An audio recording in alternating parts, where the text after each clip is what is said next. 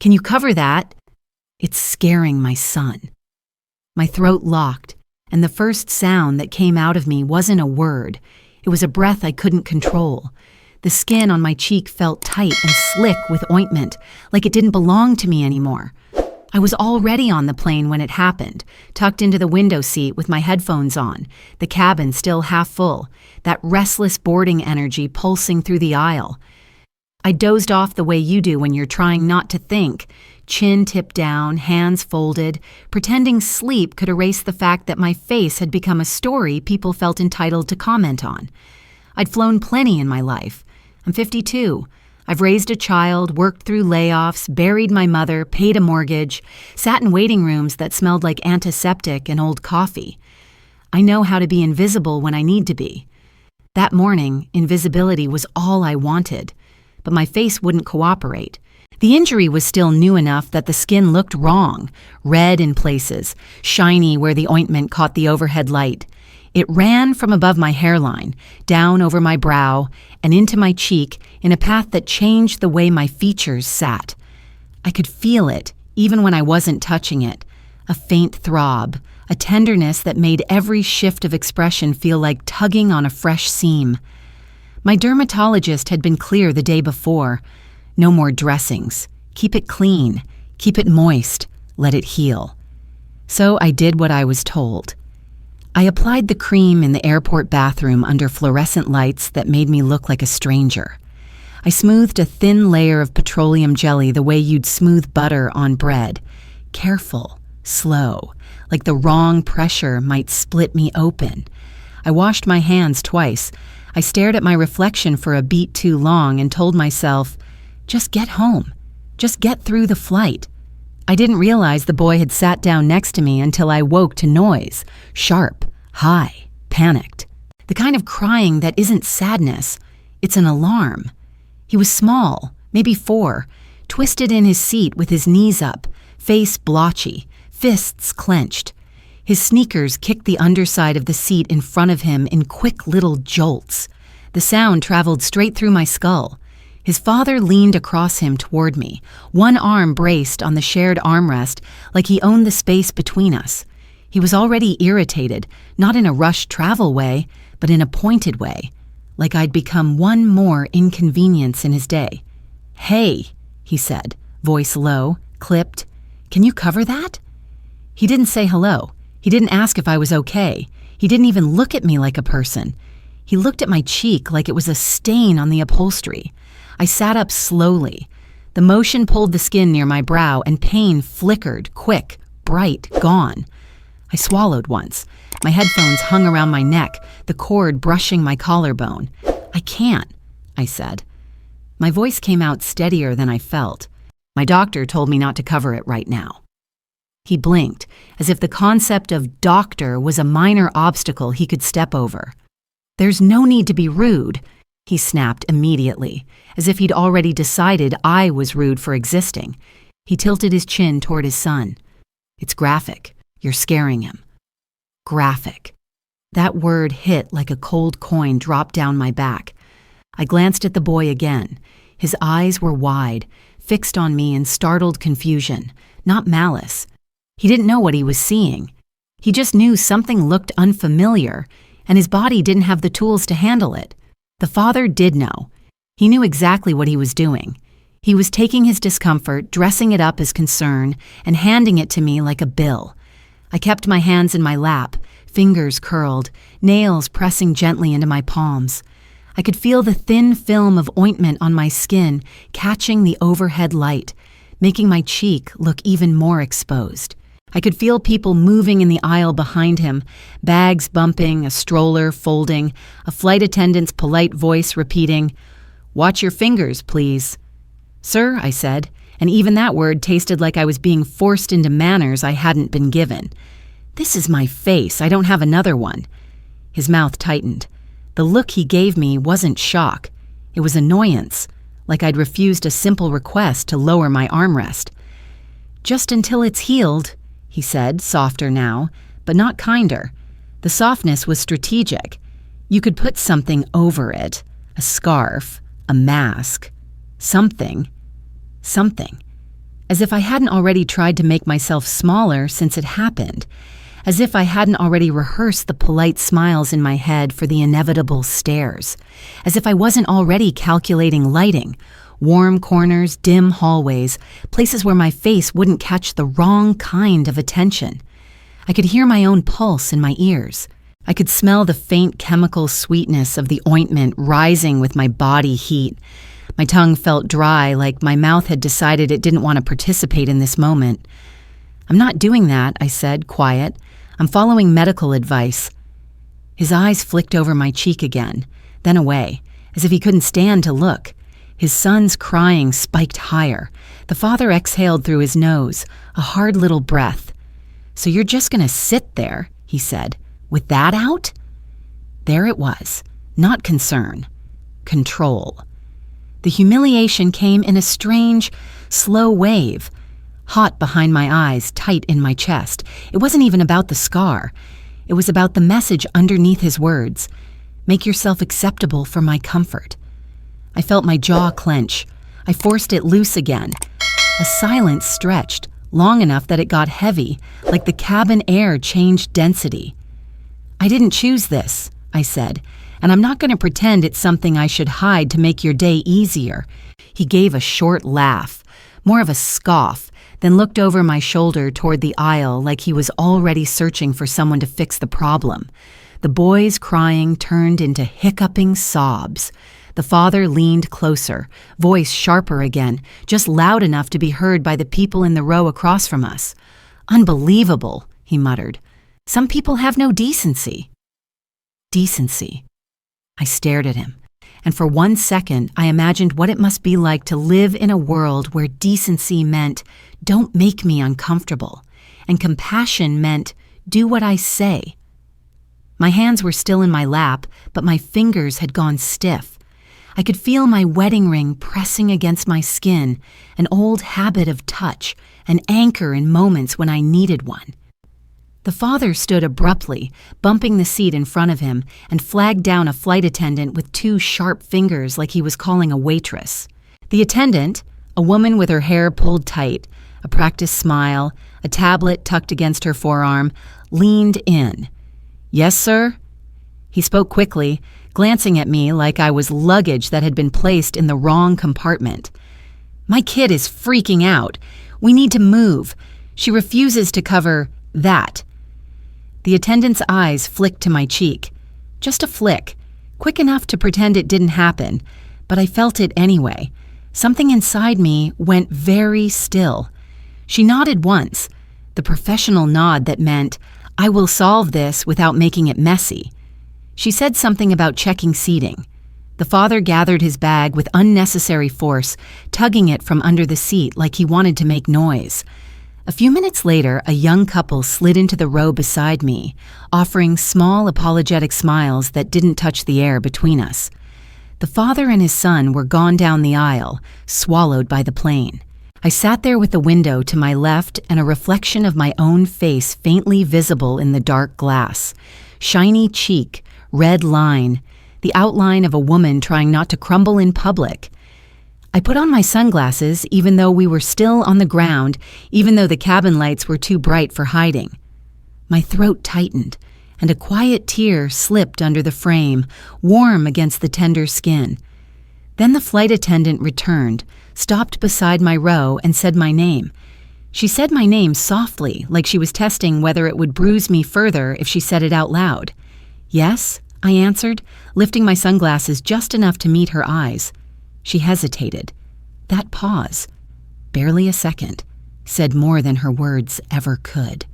Her gaze dropped to my cheek again, then to the tablet in her hands, as if the screen could give her instructions on how to handle a woman who didn't fit neatly into the cabin's expectations. "We can offer you a different seat if you'd prefer," she said carefully. "Farther back. It might be more comfortable." More comfortable for whom hung in the air between us. I looked past her to the aisle, to the steady flow of passengers shuffling forward, shoulders hunched, eyes already glazed with travel fatigue.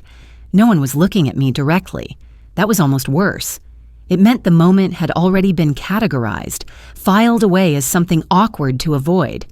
"I'm fine here," I said. My voice didn't shake. I was proud of that, though I hated that I had to be. "I didn't ask to move." She nodded again, quicker this time, relief loosening her posture. "All right, let me know if you need anything." As she stepped away, the young woman beside me leaned in slightly. She couldn't have been more than 25, hair pulled back in a messy knot, fingers fidgeting with the strap of her bag. "I'm really sorry about that," she whispered. Her eyes stayed on the seat back in front of us, like she was afraid of staring. "That was awful."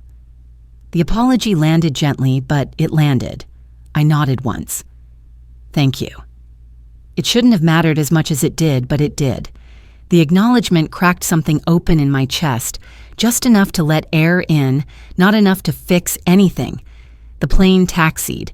The engine's low roar vibrated through the floor, through my bones. I pressed my head back against the seat and closed my eyes, but rest wouldn't come. Every time I shifted, I felt the skin on my face pull, the ointment warming, turning tacky. I imagined how it must look under the cabin lights, raw, shiny, undeniable. A man across the aisle glanced over, then quickly away. A woman 2 rows up leaned closer to her companion and murmured something I couldn't hear. A child somewhere behind us asked loudly, "What's wrong with her face?" The parent shushed him, sharp and embarrassed, but the question echoed anyway. I kept my eyes closed. My breathing went shallow, controlled. In through the nose, out through the mouth. Don't react. Don't give them more than they already feel entitled to. When the plane lifted, the pressure change made my cheek throb, a dull ache blooming under the skin. I pressed 2 fingers lightly against it, careful not to disturb the healing surface. The sensation grounded me. Pain, at least, was honest. Halfway through the ascent, the seatbelt sign chimed off. Movement resumed. A flight attendant pushed a cart down the aisle, the rattle of cups and ice punctuating the low hum of conversation. She stopped at our row. "Water. Soda?" Her voice was bright, practiced. "Water, please," I said. As she handed it to me, her fingers brushed mine. She froze, not pulling away, not pressing forward, just a pause. Then she met my eyes fully for the first time. "You're doing great," she said quietly, so low it was just for me. It startled me. My throat tightened again, but this time the feeling was different. Less shame, more something like recognition. "Thanks," I murmured. I took a sip. The cold shocked my tongue, slid down my throat. I hadn't realized how dry I was until then. The rest of the flight settled into a tense, watchful calm, not loud, not dramatic, just the constant awareness of being seen and not seen at the same time. I caught reflections of myself in the curved plastic of the window, in the glossy magazine cover in the seat pocket. Each glimpse felt like a reminder that my face had become public property. Another micro moment hit when the man in the aisle seat ahead of us reclined abruptly, his elbow grazing my knee. He glanced back, opened his mouth like he might apologize, then stopped when his eyes landed on my cheek. He turned forward without a word, adjusting his seat again as if distance could be created with a button. I stared at the back of his head, my jaw tightening. Silence pressed in, thick and deliberate. The young woman beside me shifted. She crossed her arms, then uncrossed them, restless. After a minute, she leaned over again. "My sister has a birthmark on her face," she said, still not quite looking at me. "People used to ask my mom if it hurt, like, constantly." I waited. Let her finish if she wanted to. "She used to hate pictures," the woman continued. "Now she posts them all the time. It took years, though." Years. The word settled heavy in my stomach. "I'm not there yet," I said. She nodded. "You don't have to be." That simple permission did something to me. I turned my head slightly toward the window, watching clouds stretch below us like an endless field of cotton. The light up there was softer, diffused. It didn't judge. It just existed. When the captain announced our descent, my shoulders dropped a fraction. Almost done. almost through. But discomfort has a way of finding its last opportunity. As we lined up to land, turbulence rattled the cabin. A few passengers gasped. Someone laughed nervously. The seatbelt sign chimed on again. The father's voice, my father, suddenly surfaced in my head uninvited. Don't make a scene, keep your head down, you'll just make it worse. I squeezed my eyes shut. Not now. The wheels hit the runway with a jolt. Applause scattered through the cabin, sparse but enthusiastic. I flinched at the sound. As we taxied to the gate, the young couple beside me stood quickly, eager to deplane. The woman offered me a small smile before stepping into the aisle. The man avoided my gaze entirely. The aisle filled with bodies again, bags thumping, impatience rising. I waited, letting the rush pass. I didn't trust my balance yet. Not physically, not emotionally. A few rows up, I saw the father from earlier. He was standing now, son in his arms, the boy's face buried in his shoulder. The man glanced back over the crowd, scanning. His eyes landed on me. For a split second, something flickered across his face. Not guilt, not remorse, assessment. Then he turned away. I stood slowly, heart pounding harder than it should have. As I reached for my bag, a hand brushed my arm. The flight attendant from earlier. "Ma'am," she said, gentle but firm, "could you wait just a moment?" My stomach dropped. Around us, the line moved. People sighed, shifted, annoyed. "Yes," I said, even as heat crept up my neck. She leaned closer. "The passenger you had an issue with earlier filed a complaint," she said quietly. "I just need to ask you a couple of questions." The words sat between us like a door closing. I've learned that when someone says they just need to ask a couple of questions, what they really mean is that your body is about to remember things your mind has been carefully shelving for years. While the line crawled forward and the cabin emptied around us, I stood there with my bag half-zipped and my heart doing that old, familiar stutter. The flight attendant's voice had faded, replaced by the low murmur of people leaving, the hollow echo of footsteps on the jet bridge. I nodded, because that's what I've always done. I nodded and waited. Waiting has been a long practice in my life. I didn't grow up with the kind of childhood that gets framed and placed on mantles. Mine smelled like damp laundry and boiled coffee, like the bus exhaust that clung to my coat when I walked home from my after-school job. I learned early how to make myself smaller in public spaces, how to smooth things over before they became problems, how to take responsibility for discomfort that wasn't mine. My mother used to hand me my lunch in a brown paper bag every morning, folding the top down twice, sharp and neat. She worked nights, slept days, and still managed to pack something warm when she could. I remember the weight of those bags in my hand, the way they felt like proof that someone had thought about me even when they were exhausted. That habit stayed with me long after she was gone, folding things carefully, leaving as little mess as possible. In my 20s, I married a man who loved my quiet competence. He liked that I handled things, that I didn't demand much. When our daughter was born, I learned a new version of waiting for sleep, for milestones, for the slow relief of knowing I'd kept another human alive through the night. I worked then, too. Not glamorous work, consistent work, the kind that keeps lights on and shoes replaced before soles wear through. There was a desk I sat at for almost 15 years, pressed up against a window that never quite opened all the way. The paint on the sill chipped no matter how often maintenance came through. I kept a small metal stapler there, heavy in my palm, dependable.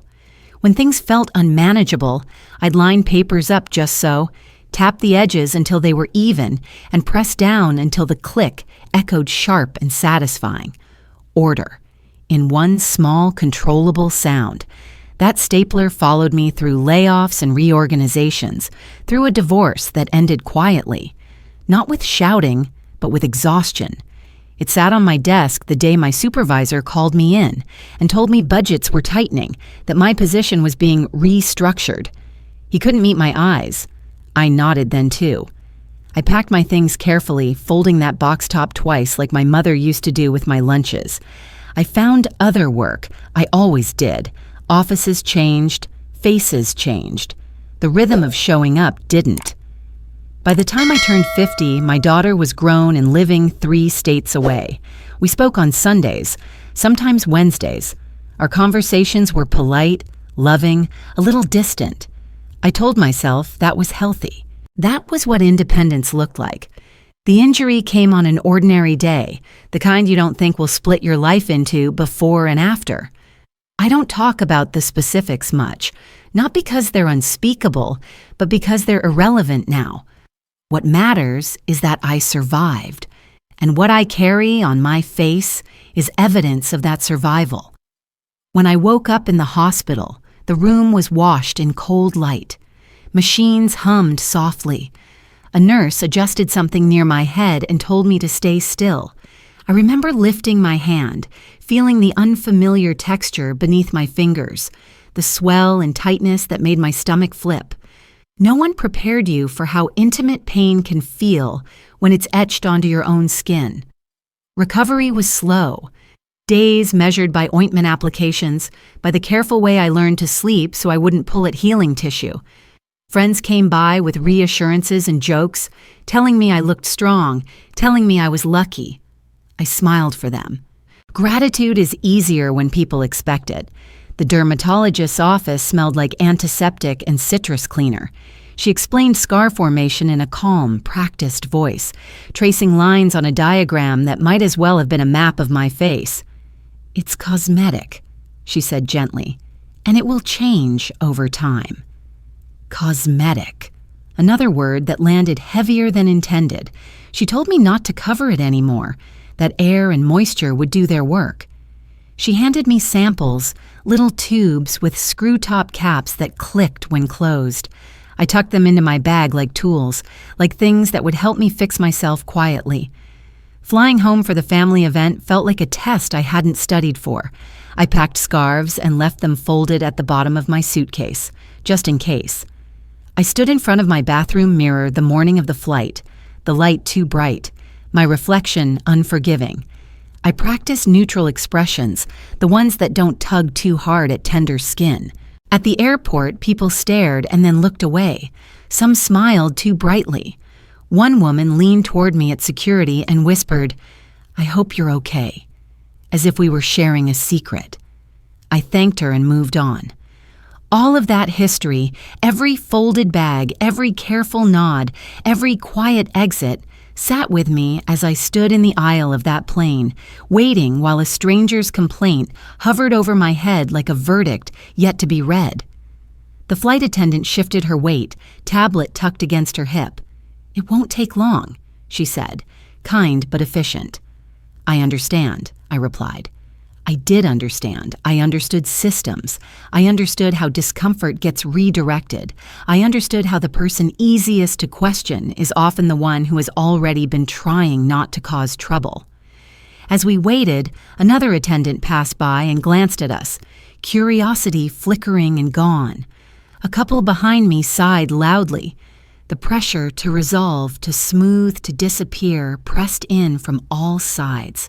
My hand found the strap of my bag, fingers brushing the zipper pull. Inside, tucked into a side pocket, was the small metal stapler I still carried out of habit. I hadn't used it in months, but I liked knowing it was there. Solid. Reliable. Something that did exactly what it was meant to do when you applied steady pressure. I breathed in slowly, counting without meaning to. The air smelled like recycled cabin air and faint citrus from cleaning wipes. My cheek pulsed once, then settled. "I just need to clarify a few things," the attendant said, opening her tablet. I nodded again, the movement careful, practiced. And as she began to speak, I realized that whatever she asked, whatever was written down next to my name, this wasn't just about a seat or a complaint. It was about whether I would keep folding myself smaller or finally let the edges stay sharp. The questions came softly at first, the way harm often does when it wants to pass as procedure. The flight attendant asked me to confirm my name, my seat number, whether I had used profanity, whether I had refused a reasonable request. Reasonable. Each word landed with careful weight, like stones placed one by one on my chest. I answered plainly. I kept my voice level. I described what happened without adjectives, without heat, the way I'd learned to do in offices and doctors' rooms and court-adjacent spaces where tone mattered more than truth. She nodded as she typed. The tap of her stylus against the tablet was light but relentless. I watched her hand instead of her face. Watching faces had become risky. "So you declined to cover your injury," she said. "Yes, and when he expressed concern for his child, you became confrontational?" I opened my mouth, then closed it again. The aisle felt suddenly narrower, the ceiling lower. A couple brushed past behind me, the fabric of their jackets whispering against my arm. "I defended myself," I said finally, her lips pressed together. Not judgment, not sympathy. Neutrality sharpened into something else when it was held too long. "I understand," she said, "but we do have to consider the comfort of all passengers." All. The word echoed in my head, hollow. I wondered when my comfort had stopped being included in that category. She asked if I'd be willing to step aside once we deplaned, just for a moment to finish documenting the incident. I said yes before I thought about it. Saying no felt heavier somehow, like it would require muscles I wasn't sure I still had. On the jet bridge, the air was cooler, industrial. The sound changed, less hum, more echo. People streamed past us, eyes sliding over my face and then quickly away, like my skin carried static. We stood near a gray wall marked with scuffs and old gum stains. The attendant continued typing. Another employee, a man with a lanyard and a practiced expression, joined us. He didn't introduce himself. He didn't look at my face at all. His eyes stayed fixed on the tablet, on the process. "Were there any witnesses?" he asked. I almost laughed. The plane had been full. Everyone had been a witness. No one had wanted to be involved. "I don't know," I said. "People were around." He nodded, made a note. Silence stretched, the kind that makes your skin buzz. My cheek began to itch under the ointment, a deep, maddening itch that I couldn't scratch without risking damage. I pressed my tongue to the roof of my mouth, grounding myself in the discomfort. "Okay," the man said finally. "You're free to go." Free. The word sounded wrong in that place. I thanked them. Of course I did. Gratitude has a way of slipping out, even when it's not deserved.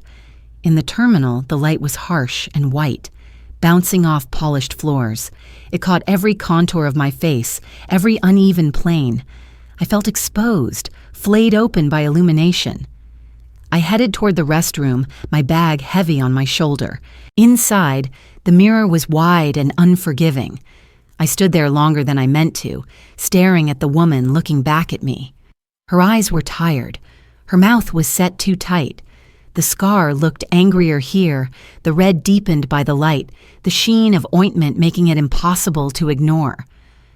A woman at the sink glanced at me, startled, then looked down at her hands. She washed them too quickly, dried them without care, and left. I leaned forward, bracing my palms against the counter. The cool surface steadied me. For a moment, I thought I might cry, but the tears stayed stubbornly lodged somewhere behind my eyes. Instead, my hands began to tremble, just slightly, enough that I noticed. I took a breath that caught halfway in, then forced it out. By the time I reached baggage claim, my chest felt hollowed out, scooped clean. The carousel clanked to life, metal against metal, the sound sharp and repetitive. Bags thumped onto the belt, anonymous and identical. I stood back, letting others crowd closer. Space felt safer. A man next to me shifted, his elbow brushing mine. He glanced over, saw my face, and immediately took a step away, as if distance could be increased by will alone. I retrieved my suitcase and wheeled it toward the exit. My daughter was supposed to meet me outside. She'd texted earlier that she was running a few minutes late. Outside, the air was warmer, heavy with exhaust and impatience. Cars idled at the curb, horns blared intermittently. I stood off to the side, my suitcase upright, my hands resting on the handle. A group of teenagers passed by, laughing loudly. One of them glanced at me and whispered something to another. They snorted, then walked on. The sound followed me like a mosquito whine. When my daughter finally pulled up, she jumped out quickly, her face lighting up in relief when she saw me. She wrapped me in a careful hug, her arms hovering for a second before settling, unsure of where to touch. "Mom," she said softly, "I'm so glad you're okay." I nodded. I didn't trust my voice yet. In the car, she glanced at me more than once, her eyes flicking to my cheek and then away, guilt and worry warring on her face. "Did the flight go okay?" she asked. I hesitated. The road stretched ahead of us, lined with concrete barriers and blurred signage. The sun was low, casting long shadows across the dashboard. "It was uncomfortable," I said. She frowned. "Did someone say something?" I told her briefly. The words came out clipped, factual. I left out how small I'd felt. I left out the trembling hands. I left out the silence that had pressed in around me like a verdict. Her grip on the steering wheel tightened. "That's awful," she said. "People can be so cruel." Cruel felt too dramatic. That was the problem. What had happened lived in the gray space where harm could be dismissed as misunderstanding, where discomfort was reframed as inconvenience. At the family gathering that evening, the house was full. Warm light spilled from lamps and kitchen windows. The smell of roasting meat and baked bread wrapped around me as I stepped inside. For a moment, it almost felt like safety.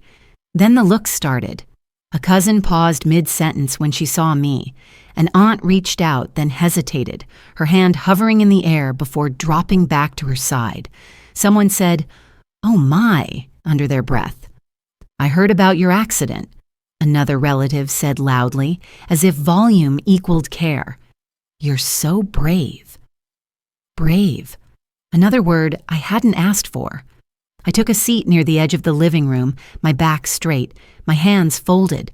Conversations resumed around me, but I felt outside of them, like I was watching through glass. At dinner, a chair scraped loudly as someone pulled it back. A place setting had been added at the end of the table, away from the center. I didn't comment. I sat where I was directed. The overhead light was unforgiving, casting sharp shadows across my face. I could feel eyes on me when I lifted my fork, when I chewed, when I dabbed my mouth with a napkin. Halfway through the meal, a child, my niece's son, stared openly at me. His fork paused midair. "What happened to your face?" he asked, loud and curious. The table went silent. Forks hovered. Glasses stopped mid-lift. I felt the pause stretch, thick and suffocating. My chest tightened. I opened my mouth, then closed it again. Before I could answer, his mother laughed nervously. "Sweetie, that's not polite." "But it looks like it hurts," the boy said. "It's fine," she said quickly, not looking at me. "Eat your dinner." The silence lingered, heavy. No one met my eyes. I swallowed, the food suddenly tasteless. My hand shook as I set my fork down. Just a little. Enough that I noticed. Later, as dishes were cleared and people drifted into smaller conversations, I retreated to the bathroom. The mirror there was kinder, lit by a single bulb that cast softer light. I leaned against the sink, breathing slowly.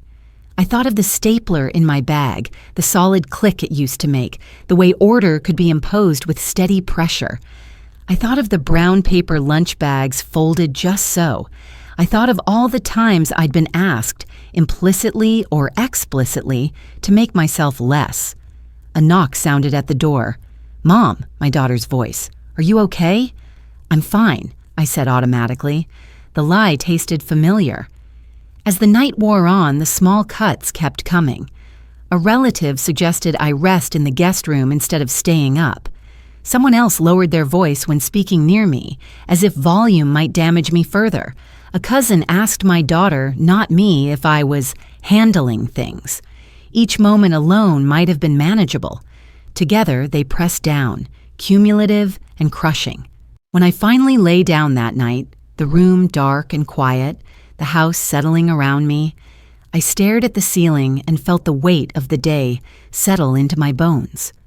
My cheek pulsed softly, a reminder of its presence.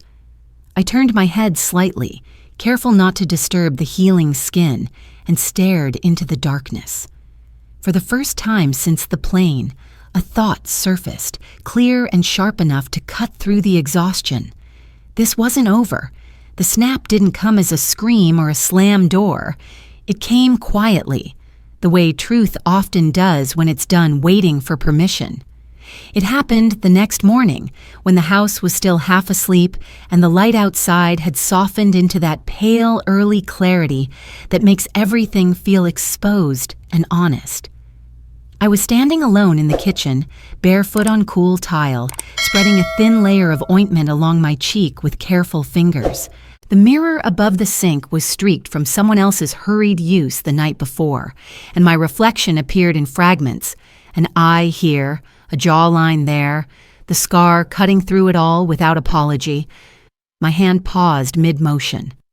Not because it hurt, not because I was afraid, because for the first time since the injury, since the plane, since the dinner table, I felt something settle instead of tighten. Enough. The word didn't arrive dramatically. It didn't announce itself. It simply sat there, heavy and undeniable, like a stone dropped into still water. I capped the ointment and set it down. The click of the lid was small but final. I straightened, shoulders back, and looked fully at myself. No turning away, no half angles, no strategic tilts. This is your face, I thought. Not with tenderness, not with cruelty, with clarity. Footsteps sounded behind me. My daughter shuffled in, hair tousled, eyes still soft with sleep. She stopped when she saw me, really saw me standing there without flinching. "Morning," she said gently. "Morning." She poured coffee, the machine hissing and gurgling. Steam rose between us. She glanced at my cheek, then caught herself and met my eyes instead. "I kept thinking about what you told me," she said, "about the flight." I waited. "It makes me angry," she admitted, "that someone thought they could ask that of you." I nodded once. The anger wasn't mine anymore. Or maybe it was, but it had changed shape. "I've been angry," I said. "I just didn't realize how long." She leaned against the counter, mug warming her hands. "What are you going to do?" The question hovered. Not what happened. Not how do you feel. What are you going to do? I looked back at the mirror, at the woman who had learned to fold herself small. So many times she'd forgotten her original shape. "I'm going to stop explaining myself," I said. The words surprised me with their steadiness. She watched me closely like she was seeing something recalibrate. "Okay," she said, "what does that look like?" "I don't know yet," I admitted, "but I know what it doesn't look like." Later that morning, I found my bag where I dropped it by the door. I opened it slowly, deliberately. Inside were the usual things: wallet, keys, the little tube of ointment, my phone.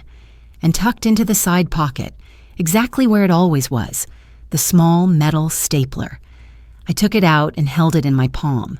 It was cool, solid, familiar. For years, it had been my quiet reassurance that things could be aligned, made orderly, fixed with pressure, applied in the right place. I set it on the table and didn't put it back. The decision wasn't symbolic at the time. It was practical. I didn't need to carry it today. My phone buzzed. A message from an unfamiliar number. "This is Airport Customer Relations following up on your recent flight experience." My chest tightened reflexively, then loosened again. They apologized for any discomfort. They said they'd reviewed the situation. They thanked me for my patience. Patience.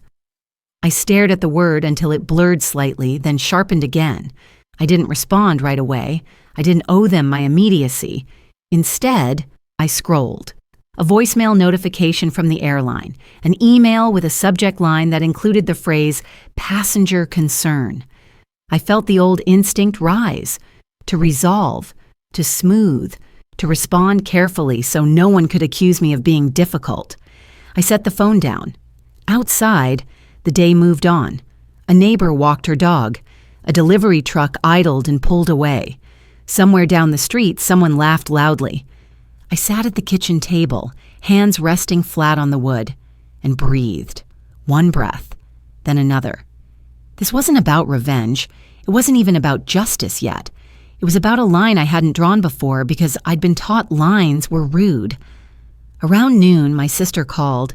She'd heard, somehow, these things travel. "I heard about the plane," she said without preamble. "I'm so sorry." "Thank you." She hesitated. "You know, kids get scared easily. Maybe it would have been easier to—" "No," I said. The word came out clean.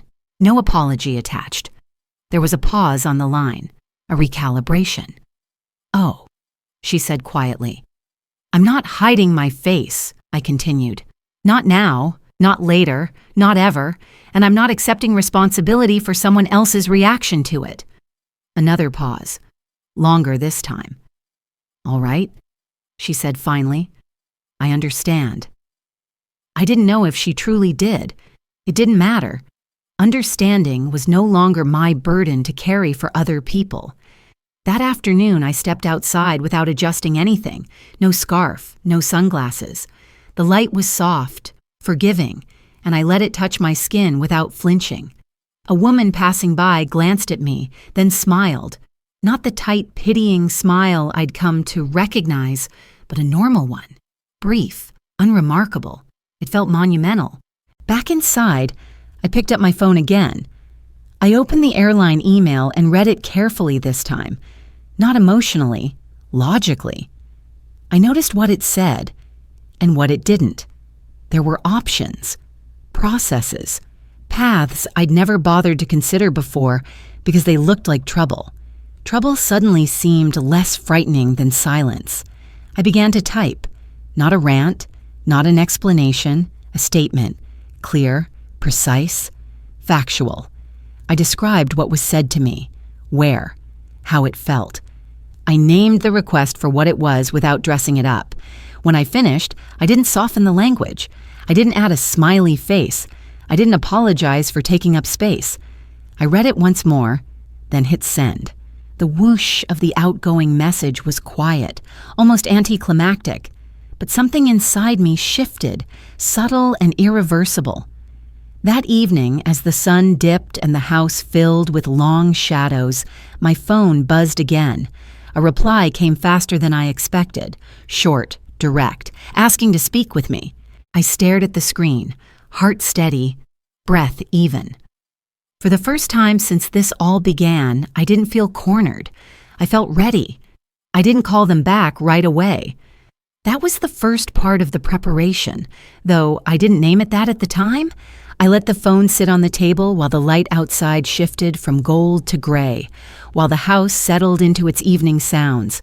I cooked dinner with my daughter, chopped vegetables slowly, deliberately, listening to the clean rhythm of the knife against the cutting board. Steam fogged the kitchen window. Ordinary things reclaimed space. When I finally picked up the phone, my hand was steady. "I'm available tomorrow morning," I said into the voicemail, my voice neutral. "Between 9 and 11. I didn't add anything else. No apology, no eagerness. The next day, I sat at the small desk in the guest room, the one that still held an old lamp with a warm yellow bulb. I chose that room on purpose. The light there was kinder, less interrogating. I set my laptop down, opened a blank document, and titled it with the flight number and date. Simple, factual. I started with what I knew. Time of boarding. Seat assignment. The moment I was asked to cover my face. The exact words, as close as memory allowed. I didn't embellish. I didn't soften.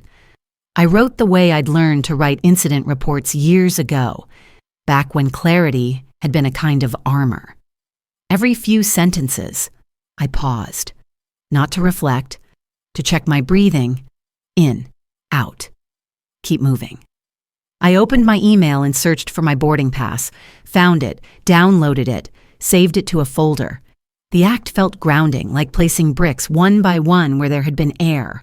I added screenshots of the airline's follow-up messages, highlighted phrases that stood out. Reasonable request. Passenger comfort. words that shifted responsibility without ever naming harm. I thought of the boy on the plane, not his fear, but the way his father had leaned into me, already convinced of his authority. I wrote that down too, not emotionally, behaviorally.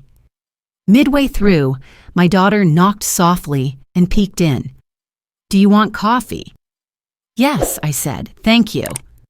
She brought it in a mug I recognized from years ago, one we'd bought together on a trip when she was still small. She set it down carefully, glanced at the screen, then at me. "You okay?" "I am," I said, and this time it was true enough to stand on. After she left, I noticed my reflection faintly in the dark laptop screen. The scar was still there, still red, still catching light differently than the rest of my skin. But the way I held myself had changed. My shoulders were square, my chin was level. That mattered. The airline representative called at 10 sharp. I let it ring once before answering. "Good morning," a man said. His voice was smooth, practiced, the kind designed to calm situations before they escalated. "This is Mark from Customer Relations. Thank you for making time to speak with me." "Good morning," I replied. He asked if I was comfortable discussing the incident. I said yes. He thanked me again for my patience. I let the word pass without comment. He summarized the complaint filed against me. His phrasing was careful, neutral. He said the other passenger felt his child had been distressed. He said there was concern about language used. When he finished, there was a pause, an opening. "I'd like to correct a few things," I said. He agreed, easily. I spoke slowly. I referenced my notes. I described the request made of me, the reason I declined, the tone used. I mentioned the involvement of the flight attendant, the suggestion that I move, the follow-up questioning. I described how it felt to be treated as a problem to be managed rather than a person with a medical condition. He interrupted once gently. "I understand how that could be uncomfortable." "No," I said, not raising my voice. "I need you to understand what actually happened." There was a brief silence on the line. Then, "Of course. Please continue." I did. When the call ended, he told me the situation would be escalated. He said someone else would be in touch. He thanked me for bringing it to their attention. After I hung up, I sat still for a moment. My heart wasn't racing. My hands weren't shaking. That alone felt like progress. I backed up my document, saved it to the cloud, labeled the folder clearly. Then I did something I'd never done before. I looked up the airline's accessibility policy. It took longer than it should have to find. Buried links, vague language. But there it was, in black and white. Passengers with visible medical conditions are not required to conceal them for the comfort of others. I copied the relevant section and pasted it into my document. That felt like another brick set firmly in place. Later that afternoon, I received an email from a different address. A woman this time. Senior Customer Experience Manager. She apologized for my experience.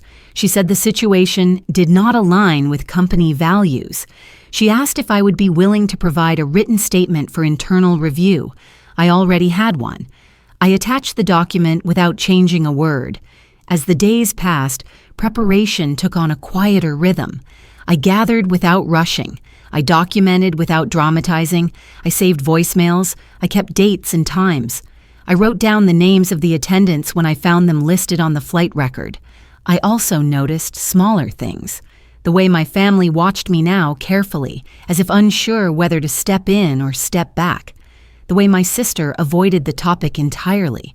The way my daughter checked in with her eyes before speaking, then relaxed when she saw I was steady. One afternoon, while sorting through old papers looking for a document unrelated to the flight, I came across an envelope I'd forgotten about. Inside was a letter from years ago, written in my own handwriting, addressed to my supervisor after a particularly difficult meeting. I'd never sent it. I'd folded it twice and filed it away. Reading it now, I saw the pattern clearly. How often I'd written things I didn't say. How often I'd chosen silence because it felt safer than being labeled difficult. I didn't dwell on it. I placed the letter back in its envelope and set it aside. Preparation wasn't about reliving every injustice. It was about recognizing them without letting them run the show. Another email came in. The airline wanted to schedule a formal call with a mediator present. They asked for availability. I replied with 2 time windows and nothing else. The night before the call, I laid everything out on the desk, laptop charged, notes printed, policies bookmarked. The stapler was there too, not because I needed it, but because I wanted it nearby, solid, familiar, a reminder of who I'd been and who I was no longer obligated to remain. I slept better than I expected. When I woke, the scar on my face felt less tender, still present, still healing, but no longer the most fragile thing in the room. In the morning, as I sat down for the call, I caught my reflection again in the dark screen. I didn't adjust anything. I didn't angle away. I answered when the phone rang. And as the voices on the other end introduced themselves, I realized I wasn't bracing anymore. I was prepared. The call began the way most formal reckonings do, polite, structured, deceptively calm. There were 3 voices on the line. The senior manager I'd emailed, a mediator whose name I didn't catch the first time, and after a brief pause, a 4th presence announced, not by sound but by absence. The other passenger has declined to join, the mediator said carefully. However, his written statement has been submitted. I let that settle. Somewhere, a man who had no trouble telling me to cover my face had decided not to hear mine. All right, I said. The senior manager cleared her throat. First, I want to thank you for providing such a detailed account. We've reviewed the incident, the crew report, and our internal policies. I waited. I didn't fill the space. She continued. There are discrepancies. The word landed cleanly. In the crew notes, she said, the request made to you was characterized as a suggestion, not a demand. However, your account and the timestamps indicate the conversation escalated before any crew member intervened. Yes, I said, 1 word, nothing more. The mediator spoke next. Mr. Harris, she named the passenger, states that he asked politely and that your response included profanity which distressed his child. I felt the familiar tightening in my chest. It passed. I did use profanity, I said. After he told me my face was graphic and frightening. I won't deny that. There was a brief pause. Papers rustled on the other end. Someone muted and unmuted. Thank you for clarifying, the mediator said. We also noted that you informed him you were following medical advice. I did. And that you declined to cover your face. Yes. The senior manager spoke again. Our accessibility policy states that passengers with visible medical conditions are not required to conceal them. This includes scarring, healing injuries, and medical treatments. Silence. Not the heavy, humiliating silence of the plane or the dinner table. This one was different. This one had weight because it was being measured. She continued, more firmly now. It appears that policy was not applied correctly in this situation. My fingers rested lightly on the edge of the desk. I didn't move them. The mediator asked, "Can you describe how the follow-up questioning made you feel?" I considered the question, not because I didn't know the answer, but because I wanted to choose it carefully. It made me feel like I was the problem, I said, like my existence had disrupted something that needed to be corrected. Another pause. That was not our intention, the senior manager said quickly. I understand, I replied, but intention isn't impact. There it was. The sentence froze the room, not with volume, but with precision. No one interrupted. The mediator cleared her throat. Mr. Harris's statement indicates he felt your refusal was confrontational and inappropriate, given the presence of a minor. I'm aware, I said, but his discomfort doesn't override my right to exist as I am. The words didn't shake. They didn't waver. They simply stood. The senior manager exhaled slowly. I want to be transparent, she said. After reviewing everything, we've determined that the request made to you should not have occurred. My heart gave a single, heavy beat. She continued, the suggestion that you move seats was also inappropriate. That responsibility should not have been placed on you. I closed my eyes briefly, not in relief, but in acknowledgement. This was happening. The mediator added, we're also reviewing the crew's response and implementing additional training around visible medical conditions and passenger bias. Bias. Another word I hadn't expected to hear applied to me. There's more, the senior manager said.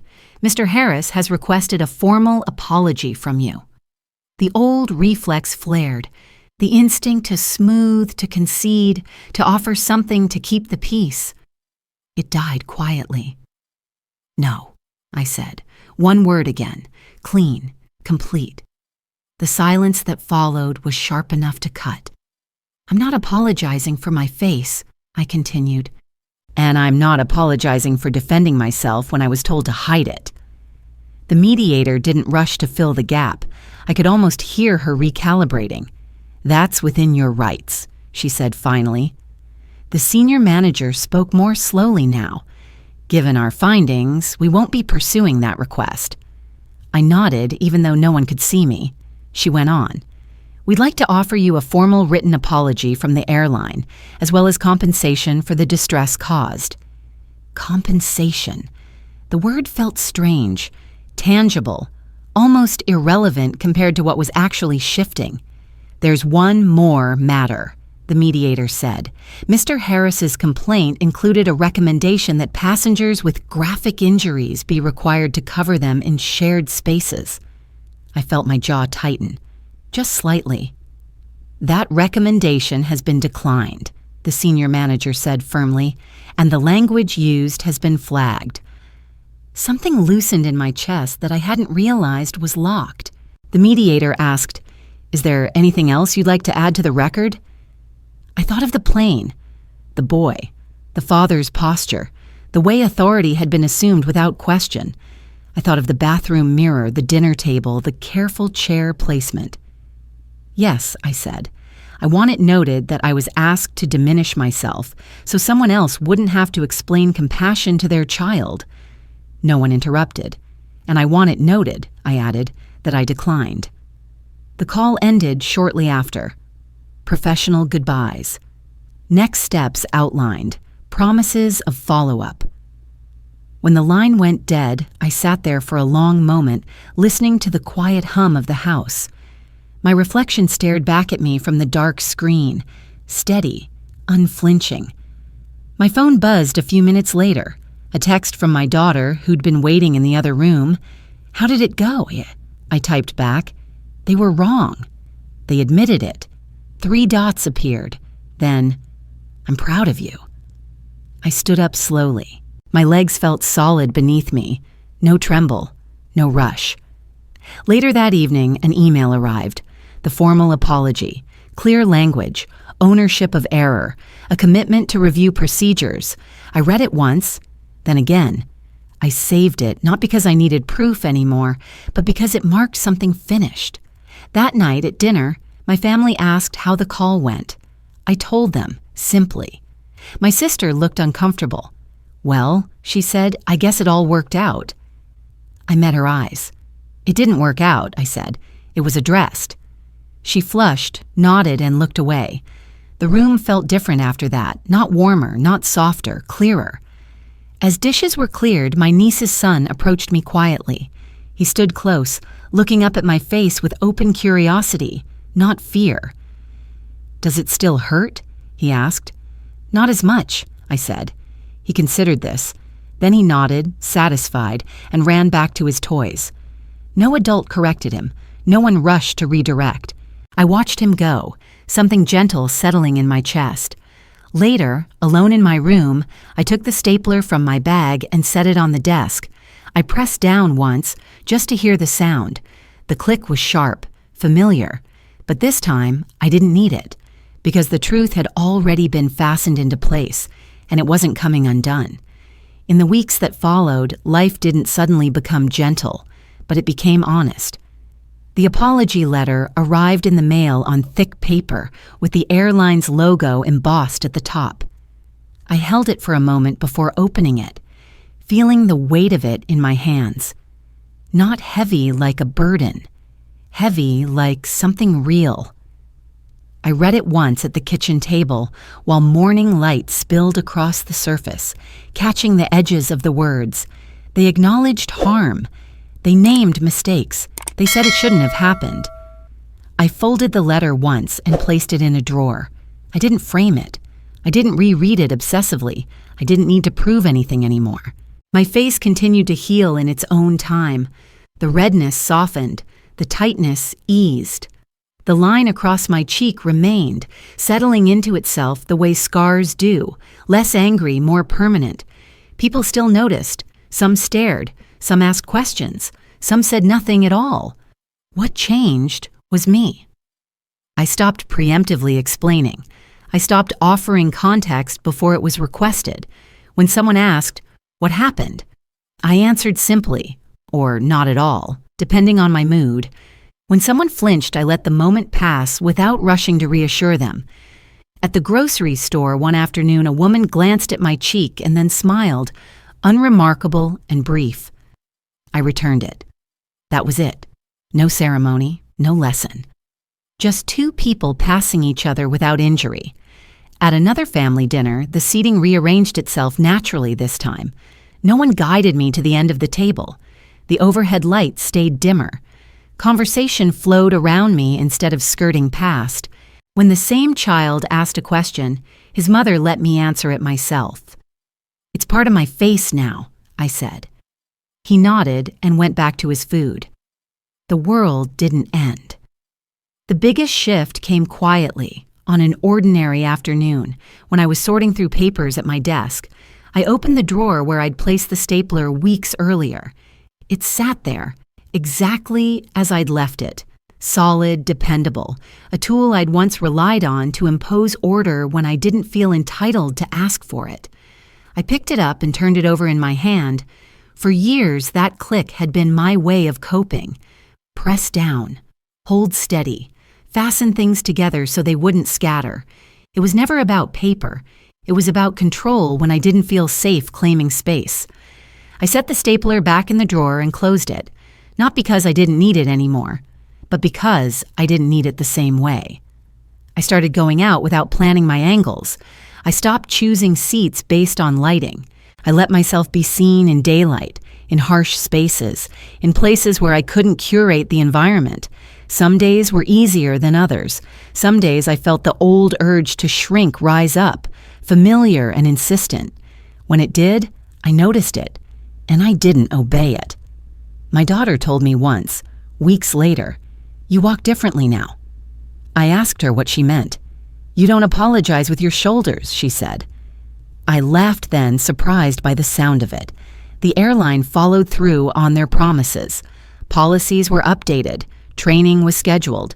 None of it made headlines. None of it needed to. Change doesn't always announce itself loudly. Sometimes it just quietly removes a future harm you'll never have to see. Every so often I still think about that man on the plane, not with anger, not even with pity. I think about the moment he chose not to join the call, the way some people retreat when they realize the ground beneath them isn't as solid as they assumed. That's not my concern anymore. What matters is that I didn't retreat. The scar on my face will always be there. It will age with me. It will deepen, soften, fade in places, remain sharp in others. It will never disappear. And neither will the knowledge that I don't owe anyone my invisibility. If you had told me a year ago that a single word spoken in defense of myself could reconfigure so much, I wouldn't have believed you. I thought strength came from endurance, from making it through quietly. Now I know better. Strength comes from standing still when someone asks you to move for their comfort. The stapler still sits in my drawer. When I open it now, it reminds me not of fixing things quietly, but of the moment I realized I didn't need to be fastened into place anymore. I was already whole. If any part of my story stayed with you, you don't have to carry it alone. Sometimes it helps just to say it out loud, the way I finally did. And if you've ever been asked to make yourself smaller so someone else wouldn't have to grow, I see you now, clearly, without flinching.